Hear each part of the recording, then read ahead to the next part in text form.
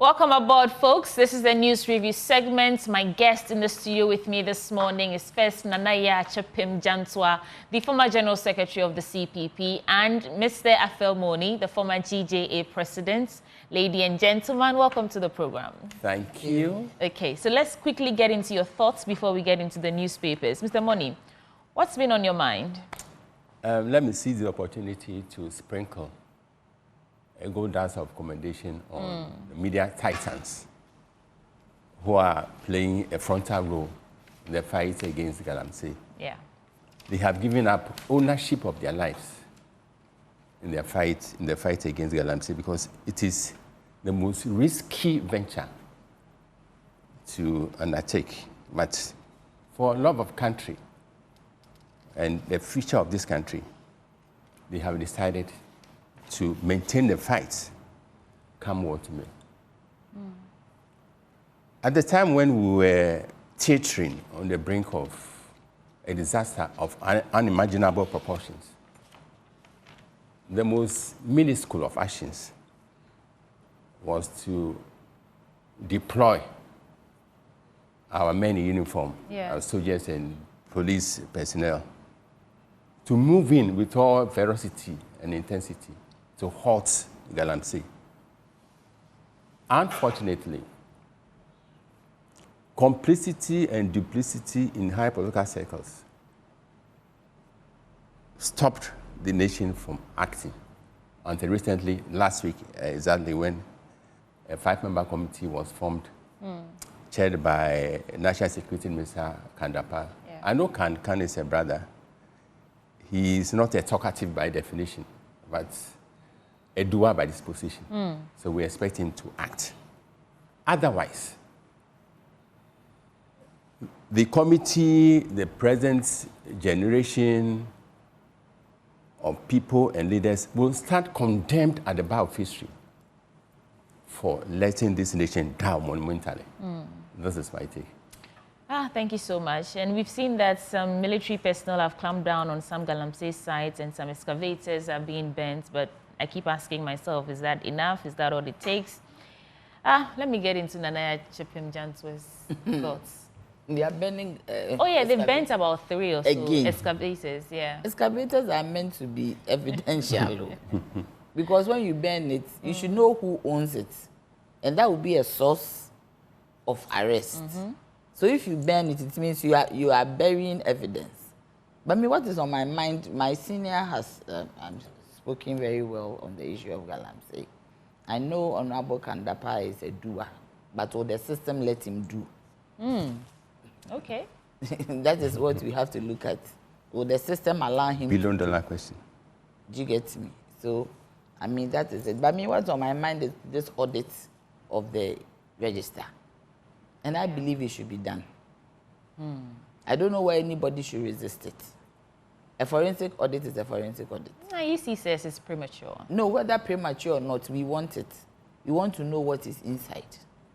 Do you get me? There's nothing. Why do you resist it? If somebody suspects that something has gone wrong and they put you through a forensic audit, there's financial forensic audits.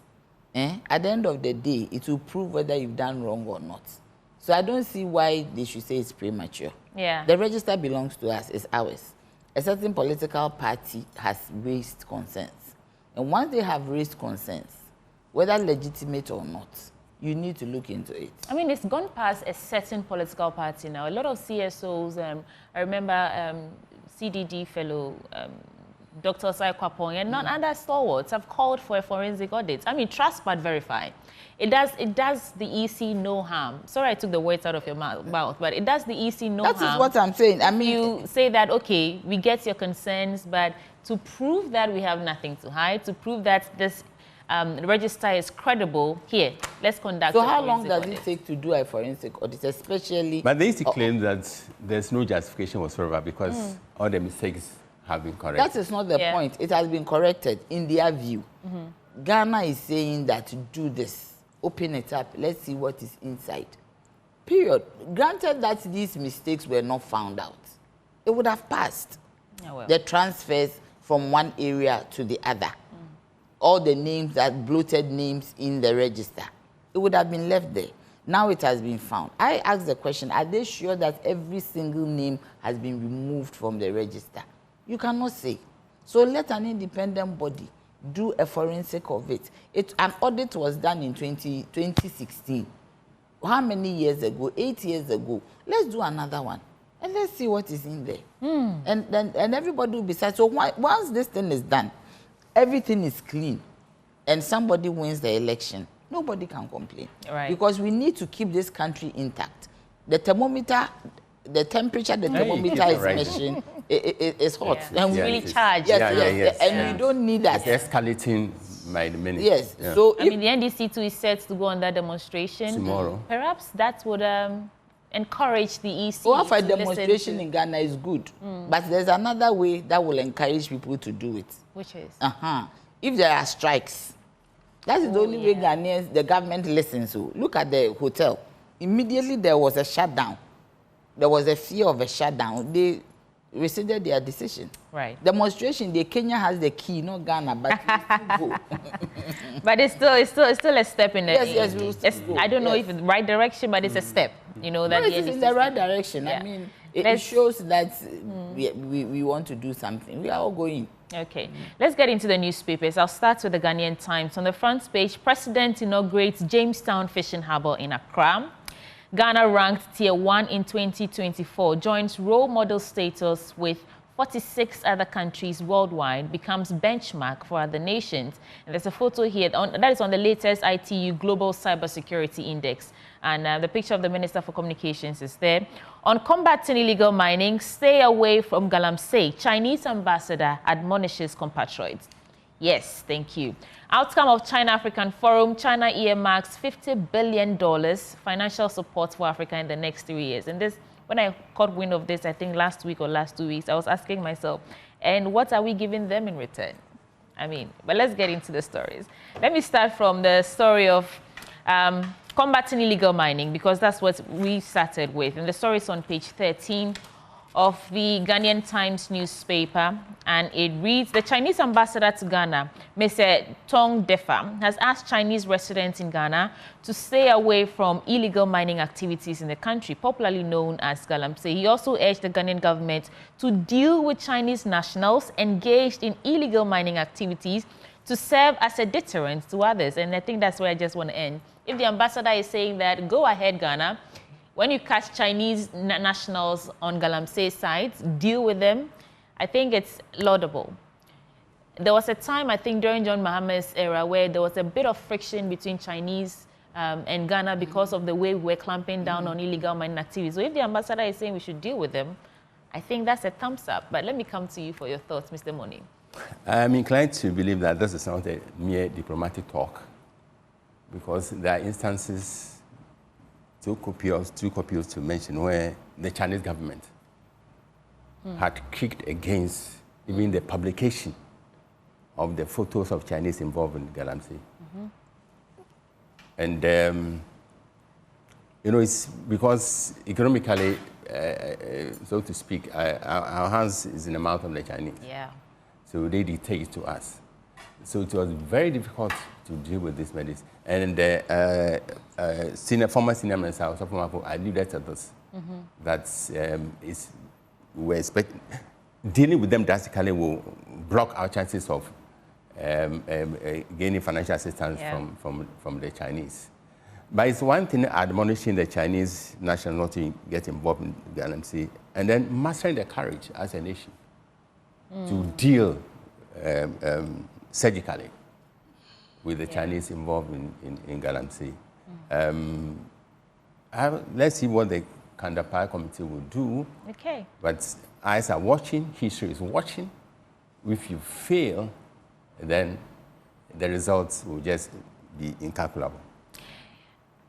In the back of my head, I keep saying to myself that maybe, and this is just my opinion, maybe the NPP was in a comfortable lead until this Galamsey thing, you know, until media men, you know, like you said, decided to wage war on this menace that is eating. I like to say it's a very cancer eating at the fiber of this nation in our development trajectory.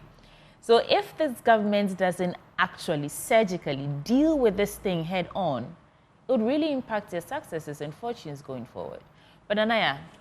Sweetie, what did you say? I'm saying that they were uncomfortable lead where? My opinion. That's her I think that what polls have you done? To which she is The polls that are coming. That's her opinion. That's her opinion. To which that she's fully entitled. Thank you. don't encourage her to be saying I'm that. saying that I think that until this blew up, they seem comfortable. When you listen to some of the things they were saying, their rhetoric, they weren't saying that please vote for us. They were saying we are going to break the 8. We are winning 85%. We are not handing over power. And that confidence was coming from somewhere. And then this happens, Galamsey, and then you hear them now and it's, we will do something about it and please do. Now it's more of an appeal to the Ghanaian people to vote for them as compared to previous times when it was, we are winning by hook or crook. We are winning. We are gaining, but they haven't stopped So I'm just saying they haven't that stopped saying that they haven't, But let me hear They your have thoughts draped on the this. whole of Accra in their colors. Everywhere you go. That's a campaign strategy. National arenas, that should be draped with a Ghana flag. Liberation Circle. It should be draped with Ghana flag, not any party colors. No, but the time, the season is right. No, for but that. you have to go off certain places. National Liberation Circle, that circle there is national. And I believe the city authorities permitted that. Yeah, for a fee, they charge. No, please, I beg you. There are things that are Ghanaian, and we need to start seeing what is Ghana and what But is this isn't the first time we are seeing this. Which Certainly, one? That's they'll clad the entire, everywhere. It's even Everywhere, outside. yes. Outside, That's everywhere. You see Outside. NDC colors, Bridges, NPP colors, flags hanging all over. I want to say that if NDC did it, was wrong. Do you get me? It is like draping a national place. It's not a place doesn't come to mind in central London where this man's bust is, Mandela. It is a national place. Did you get me? There are places which are national, and you don't have to politicize it. But AMA might have permitted that. Oh, but AMA will permit it. It doesn't mean it's right. Okay, So the let point me, is that the Chinese ambassador, he has said it. But what is on the ground? Who is aiding the Chinese? You see, the Chinese come into this country with a visa. When they get to the airport, you'll be asked what you are coming to do. Who finds them accommodation and who takes them to the sites? Do you understand? So it's a collaboration between us destroying our nation and the Chinese. And these days, you see, after even Aisha 1 was deported, she was not jailed. Everybody says she's a campaign for Galamsey, but she was deported back into the comfort of her home. Who even knows that if she's back? Because Aisha 1 had a Ghana card, not a non-citizen Ghana card. She had both.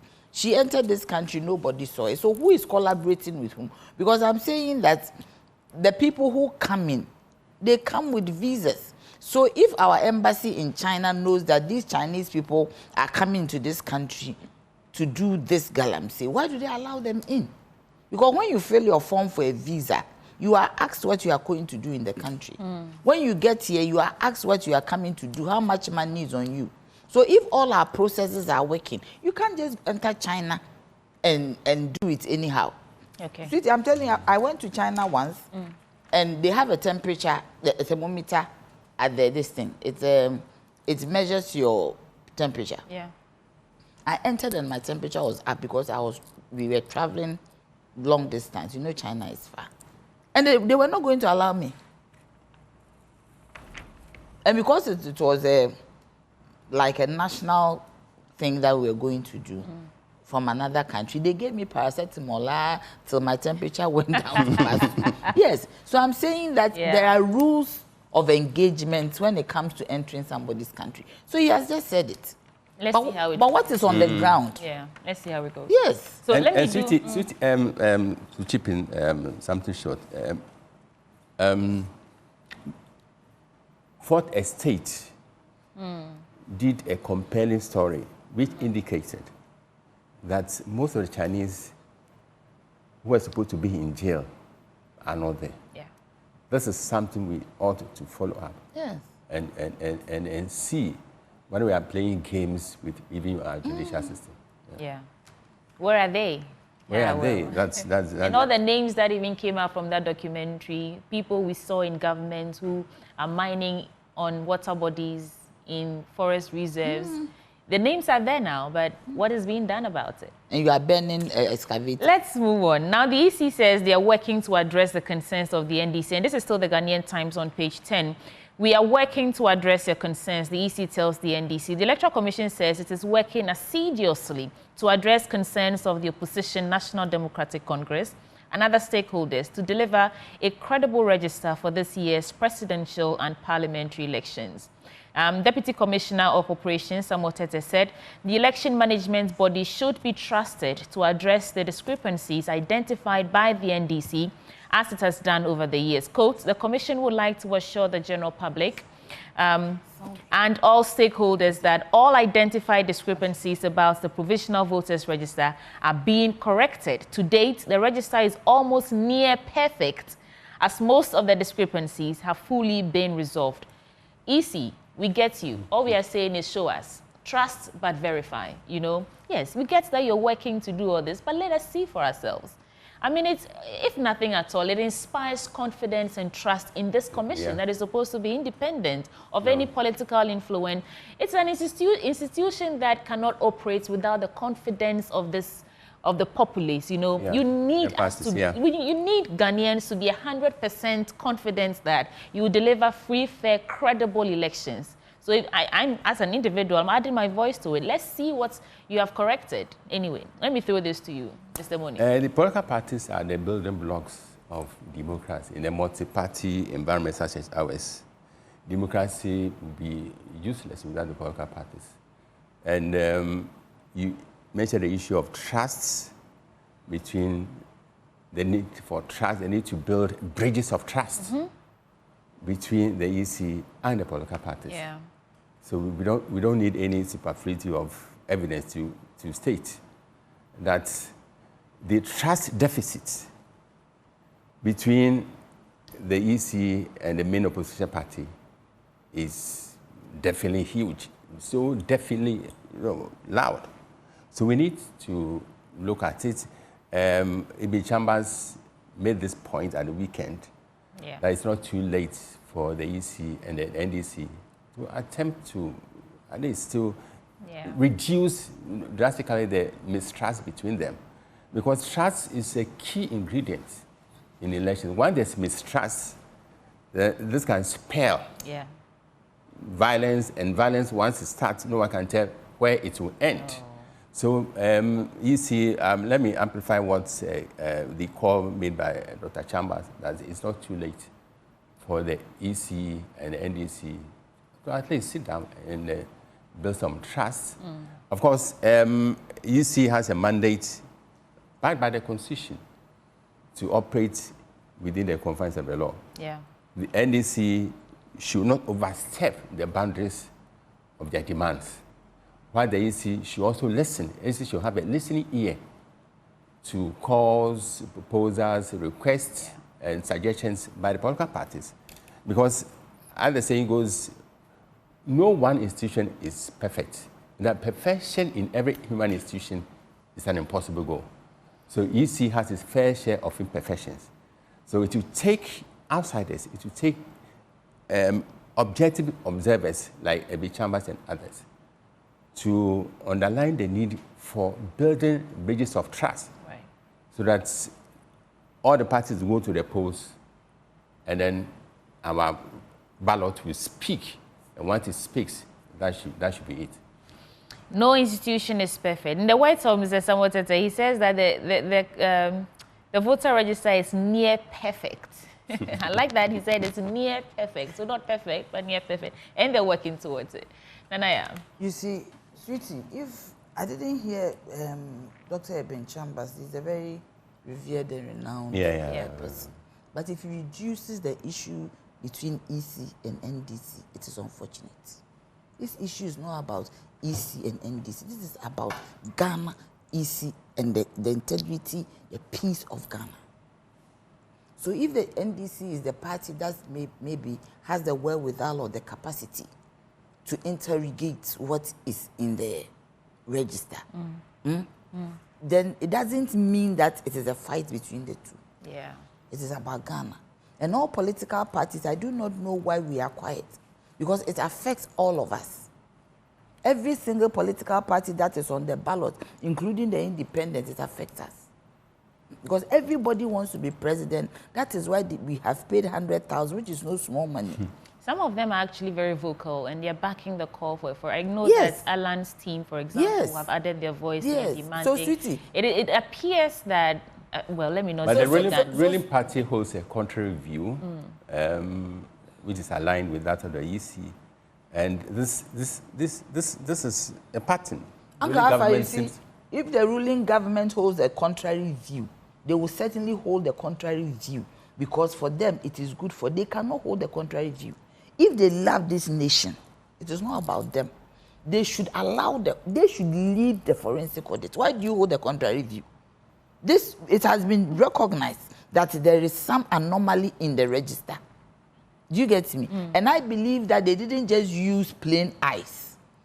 Some kind of technology has gone into it, because all political parties are given the register. Yeah. And if you don't have that kind of technology, you might not be able to identify the pardon. So you see, the ruling party has no view.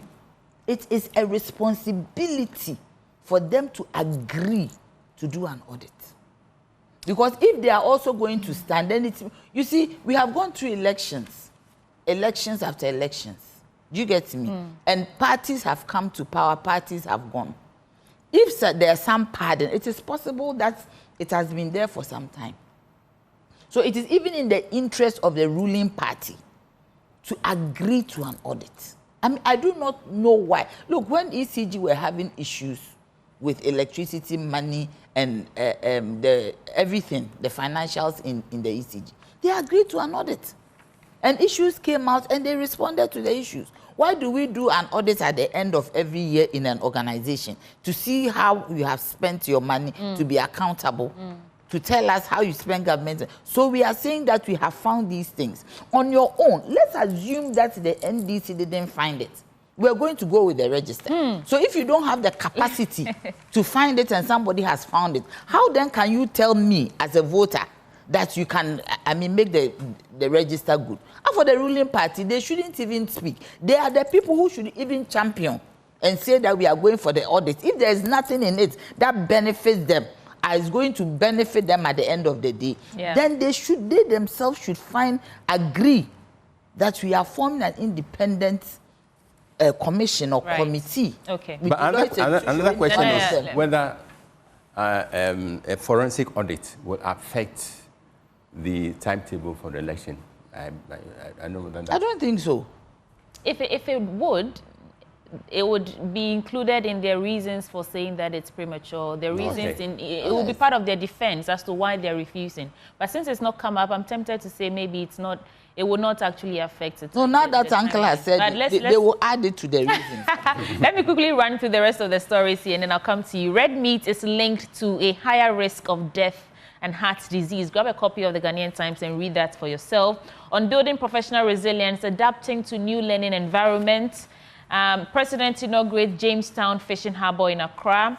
And this China earmarks $50 billion financial support for Africa in the next 3 years is also here. On the back page, Smartex draw with Raja and Suatriman lose to CS Constantine in CAF Interclub competitions, and Lions devour hearts at Bando. These and other stories coming from the Ghanaian Times newspaper. Let's get into your paper, Mr. Money. And that's the new finder, and the new finder leads with Galamsey. We risk losing $15 million inflows and collapse of vegetable export markets. And it has an editorial on the same Galamsey fight. Wow. And the capsule of this editorial is that the fight against Galamsey is not just about environmental conservation. It is an economic necessity, immediate and decisive action to protect livelihoods, ensure food security, and safeguard Ghana's place in international markets. Yeah. This is what the new finder is saying. And well said, well cut editorial. Any other story? Point well articulated. Yeah. We also have the $60 million Jamestown, $60 million Jamestown fishing harbors set to boost industry. And Lakeside Estate unveils Ghana's largest water park. Okay. Yeah. Nanaya, Also, any quick reflections and then we get to your paper? Okay. Oh, no, From yeah, from me. for you, yeah. Okay. Should I talk Yes, about what? yes, Okay. yes. Oh, Uncle has Akufo-Addo opened $60 million Jamestown fishing. It's a good thing. I mean, it's a fishing. Yes, I think this one has to be commended. I hope, highly. Yes, I hope Galamsey is not going to affect fishing because you see the rivers seeping into the sea. I mean, from the western region, and it's a good thing, and I think it should be utilized properly. And I mean, that one is not bad. It's part of our development. They said DC, His Excellency Mahama said DC can't rig elections in Ghana. That was in 2016. It is a different group of And why are they bringing back that now? because this is, they put it in as if it is now. Now, yeah, that's 2016 that he said it. It was a different person, a different group of people, and we didn't find all these things. Even at that time, the opposition MPP asked for an audit and it was done. We have YEA partners, GIZ, to empower people living with disabilities. That is also a good one. We normally neglect the people living with disabilities, and I believe. And Honorable Fatima Abubakar is talking about ethical reporting, and I do agree with her that this election we should be careful the words that we use as journalists in reporting issues regarding the polls. So I think she's spoken well, and we should take a cue from it. Okay. I mean, in the Just Spawn Group, FEMA Industries to drive development in Africa is a good one. A Ghanaian company and a foreign one, I mean, coming together as a joint venture. I normally don't like the foreign ones coming together. We have a kidney and liver issue here, talking about persistent terrorism of Galamsey. Okay. And on and on and on. I want to get back to this story because I found it again on the Ghanaian publisher, the story about Ghana's cybersecurity gaining global recognition with Tier 1 status. So let's quickly get into it. So Ghana has been ranked among the top countries globally for cybersecurity development, earning a Tier 1 status in the latest Global Cybersecurity Index released by the International Telecommunication Union. And this prestigious ranking places Ghana in the role modeling category, signifying its leadership in cybersecurity practices. With a score over 99.27%, Ghana is the second highest ranking country in Africa, following Mauritius, and one of only 5 African nations in Tier 1 globally. I think this is very interesting. I didn't know that we were ranked such high, so highly in terms of cybersecurity. Meanwhile, day in, day out, people are taking our monies online. That's frauding. I don't know how this actually reflects in our daily experiences online.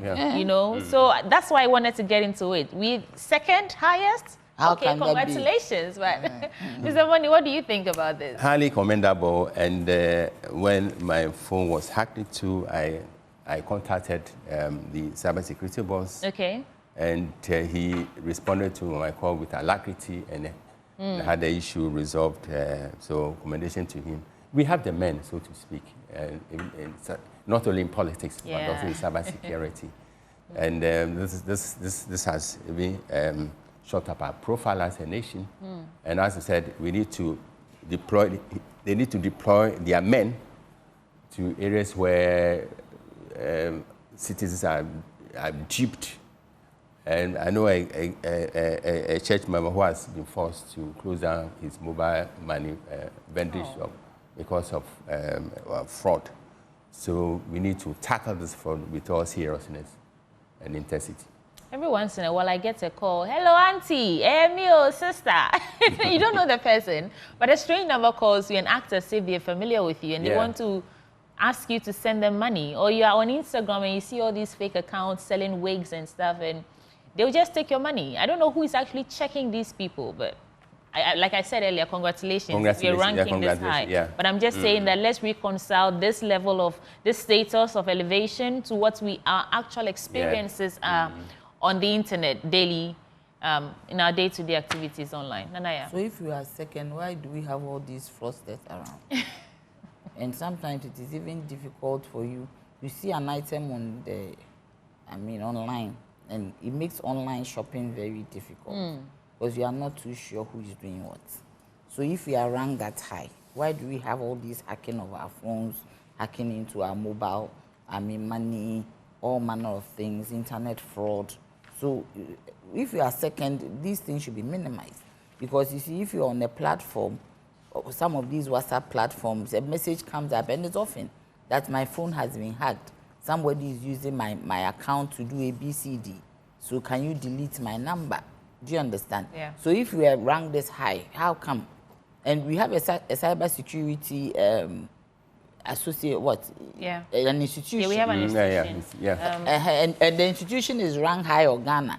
If we have an institution, an authority, then we need to led by Albert Nchibosia. Oh, let's interrogate further what goes into the ranking, because when we are doing ranking, so many things go into ranking. So we need to. In their defense, it's a global ranking. Global so ranking, okay. It's not like just for Africa. Maybe there are certain elements that they were looking out for sometimes that they found. Sometimes they even look at your staff. They look at the building in which you are, your systems. But does it mean they are really working? Right. Do you get me? I get you. Sometimes they don't come down to get data, actual data on what is happening on the ground. But they look at your setup. If it fits into a cybersecurity commission, and that everything has been set up properly. So the key factors behind Ghana's success as a cybersecurity leader are attributed to several initiatives, and these include Cybersecurity Act 2020. Ghana's cybersecurity law remains the benchmark. So it's the systems we have in place. That's what I'm saying. And not the actual experiences that we have. Yes. These are systems. Then there's the establishments and the professionals. Ghana is the second country in the world to implement this industry protocol. Protection of critical information infrastructure. The CSA has been safeguarding Ghana's critical systems essential to the digital economy, with the responsibility of including developing and operationalizing a risk management framework. So it's the systems and the framework that we have. It is the system. So some of these rankings, they look at what kind of system you have in place. It does not translate into work. Do you get it? It does not translate. So the gap is the implementation of these systems and these frameworks. For instance, Uncle here is former president of GJ. He's with like the head of all of us journalists. He loses something, somebody hacks into his phone. If he calls, it is prompt attention. This is the person who commands all of us. Do you get me? So me, ordinary me, Nanaya, if I go there, nobody will even look at my face. Nana, you're not ordinary. That's how you're wrapping up. You're not ordinary, Nana. Former General Secretary. Nana has never been ordinary. You've never been ordinary in your life. I beg you. So you see, I'm right. The systems. Yeah. They look at when these rankings, especially the global ones, they look at the systems that you have put in place. If it fits what a cybersecurity institution would be, then you are ranked high. Okay. But are they really working? Are they really working? Give me a wrap of your thoughts, Mr. Moy. Maybe this is an angle for follow-up by the media, and to match their ranking with the effectiveness on the ground. Yeah. So this is something we can take up as a media system. Okay. The countdown is well and truly on. 80-something days more for 82 or 3. When elections. Okay. His Excellency the Vice President, Dr. Baumia, and former President Mahama will have a date with destiny. And may the best win. That is. I like the construction of your sentences. They have a date with destiny. No, but the two of them are not the only people on the ballot paper. Yeah. So I don't know. Realistically, it's a two-horse race. It is not a two-horse race. It's a two-horse race. There's Alan Chermatin. There is my flag bearer, Nana Frimpong. Why are you laughing? I haven't said anything. No, he's laughing. I don't know why. And there's but we have Mahama. to go. We are saying realistically. No, but realistically, anyone, this for me, my flag bearer will win. for me. And then who are you voting for? Are you voting for your flag bearer? Yes, of course. Why Okay. not? Once we have a flag bearer, I'll vote for my flag bearer. So why have you not returned to the party? Do I have to return? You were former general secretary. It's They a form. need you. They need you. But you added the name former. So former means I'm former. So that's then Sanaya Chefim Janswa, the former general secretary of the CPP. We're also joined by Mr. Afelmoni, former GJA president, and they helped us review the newspapers and the stories in there that resonate with you and I. Stay tuned because sports is coming up next.